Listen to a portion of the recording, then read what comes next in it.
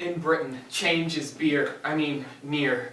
As you know, this is because we are the leading exporter of tools, Guns, hardware, clocks. and also we have tons of engineers who are willing to experiment with new ideas, like building stuff. Mommy, I'm hungry. I know, baby. I'm gonna go get a job in a textile factory and I'll be able to provide for our family.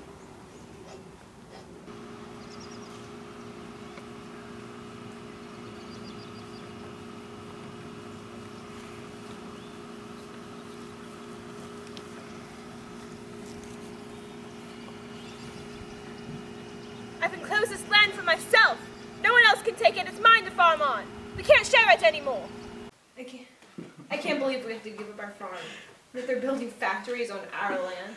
We start working at the factories tomorrow. Or moving to the city. There's only one thing to do. Hey, LMAO.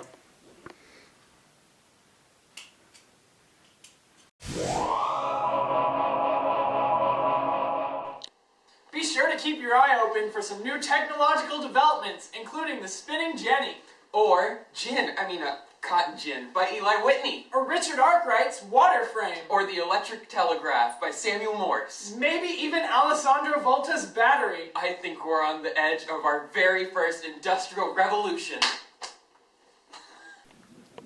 I'm so glad people have started to turn to science instead of religion. I know. The church can whine all they want.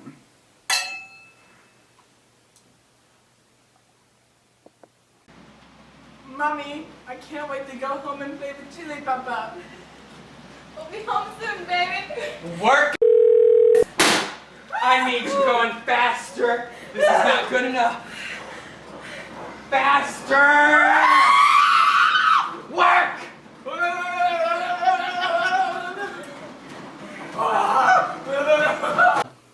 It's Casual Friday here at the WHAP station, and we've got some new information coming into the newsroom. All of a sudden, brand new political ideas are starting to rise. And the believed cause of these new ideologies is the growing gap between social classes. Let's take a look at how each of our viewers, are reacting to the news. I actually think Adam Smith is a really smart guy.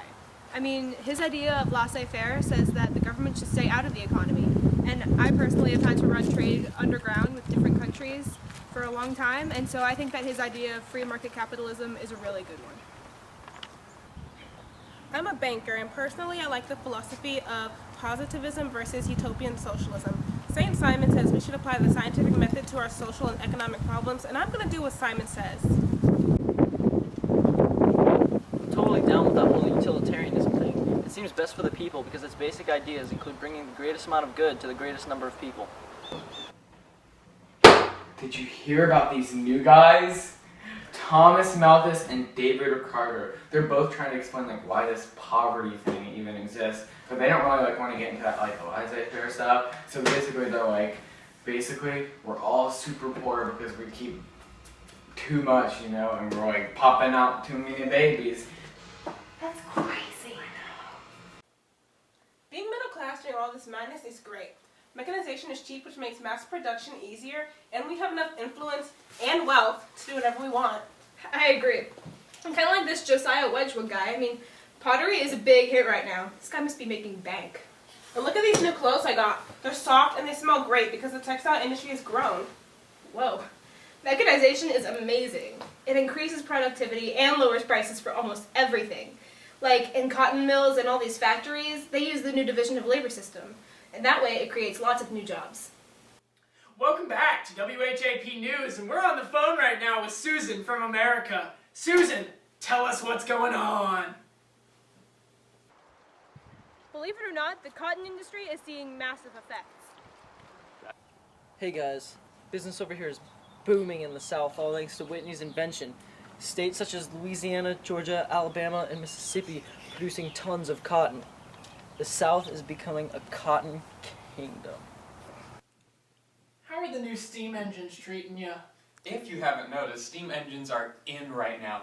James Watts' genius invention has led to the increase of many new transportation methods, including the brand new railroads, which are cheap, comfy, and they run fast.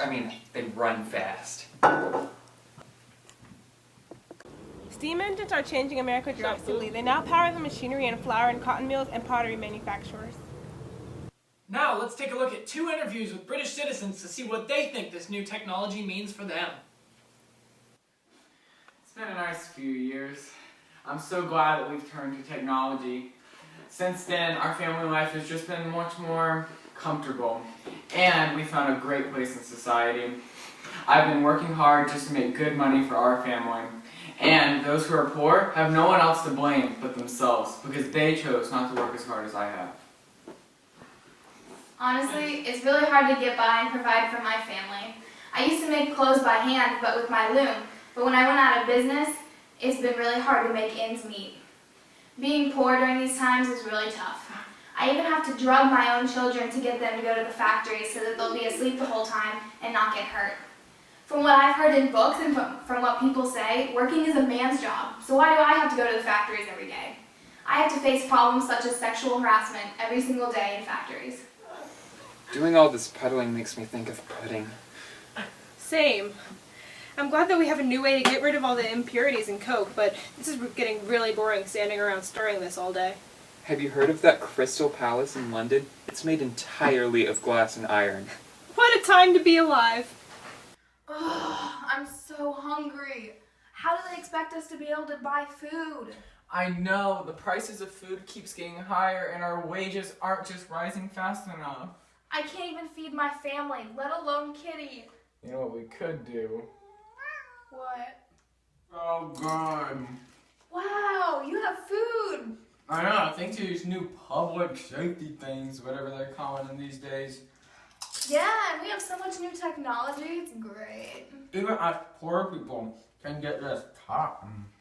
And Kitty is doing great.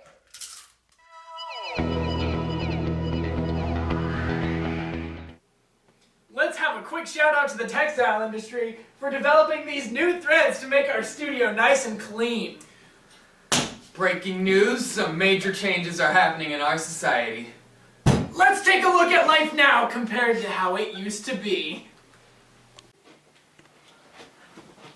Wow, I love all the space for my family and me! Yes!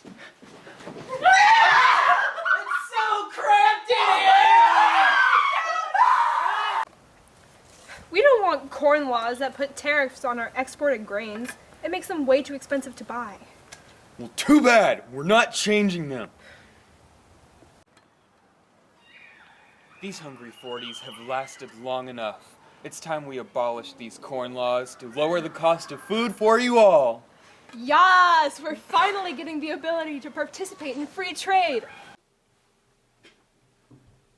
I noticed the workplace has gone through some major changes in the past few years. That's true, George. The Factory Act has changed the working conditions, and the Mines Act has prohibited the employment of women and children in the mines. Let's see how this has impacted workers over time. I'm only 8. I'm only 4!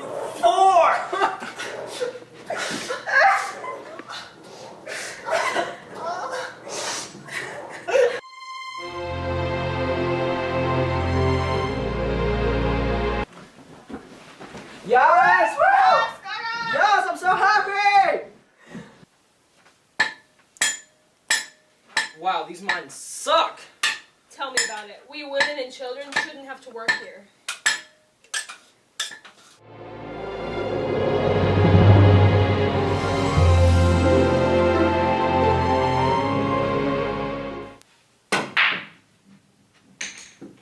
Us kids and women, we're chillers now since we don't have to work in the mines.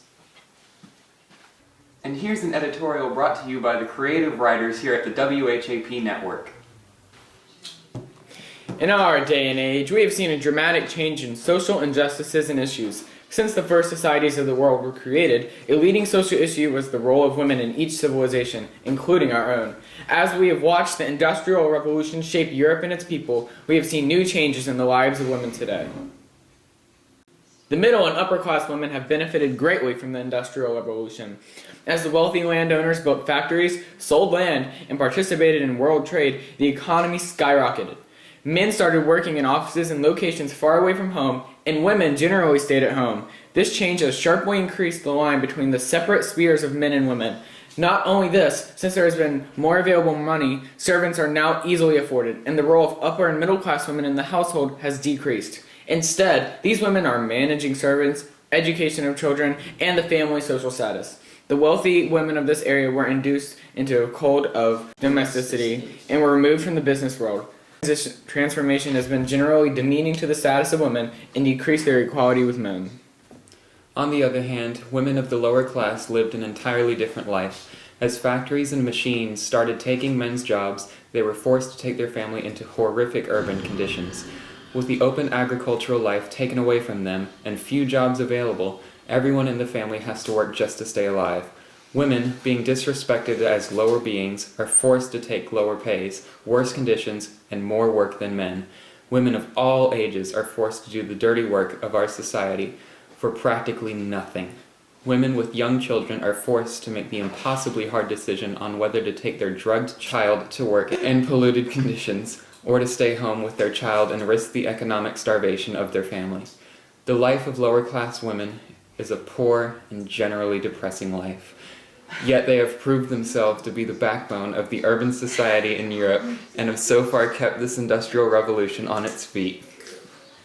The life of lower class women compared to upper and middle class women has been dramatically changed since the Industrial Revolution started. Though the upper/middle class women may be prospering and happy, they live a very useless, detrimental life and have made themselves looked down upon and disrespected by men, which affected the entire social status of women. On the other hand, women of the working class have proven to be useful, determined, and necessary for our society, though they live a hard, grime-filled life. No matter which way you look at, the lives working class women and upper/middle class women have dramatically changed since the start of the Industrial Revolution.